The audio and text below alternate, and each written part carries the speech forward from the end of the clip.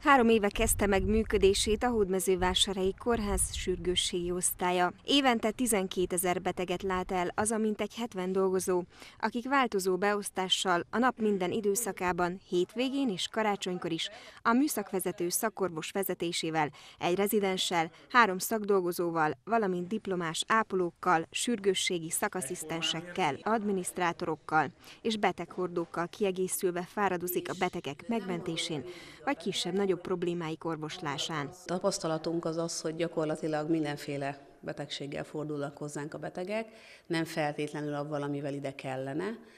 A 3 év alatt a betegszámunk fokozatosan emelkedett, tehát a 3 évvel ezelőttihez képest egyre többen jönnek, és sokszor látjuk azt, hogy indokolatlanul keresik fel az osztályt.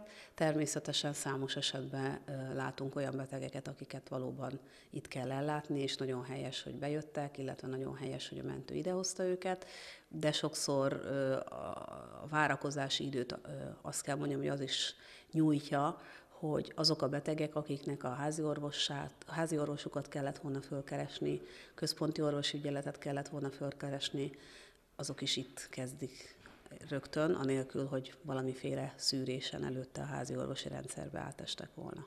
Fokozatosan kialakuló vagy régóta fennálló panaszok esetén érdemes először a házi orvost felkeresni. Ilyenek például az influenza-szerű tünetek.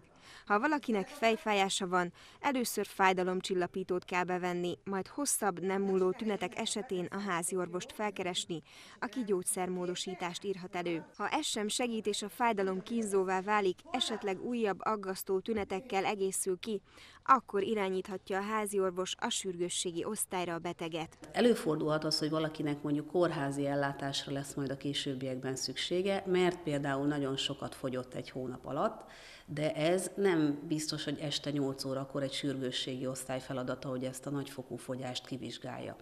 Tudni kell, hogy mi ugye 24 órában dolgozunk, és műszakos munkarendben gyakorlatilag ugyanaz a személyzet kapacitása reggel 8-kor, mint este 11-kor, de azok az osztályok, akik nekünk rengeteget segítenek, a radiológia, a laboratórium például, ők ugye ügyeleti működéssel vannak, és hát napközben lényegesen több a kapacitás. A beérkező betegek ellátása nem érkezési sorrendben történik. A sürgősségi osztály kapujában lévő nővér úgynevezett triás funkcióval osztályozza a beérkezett betegeket, kiszűrve a súlyos életveszélyes eseteket.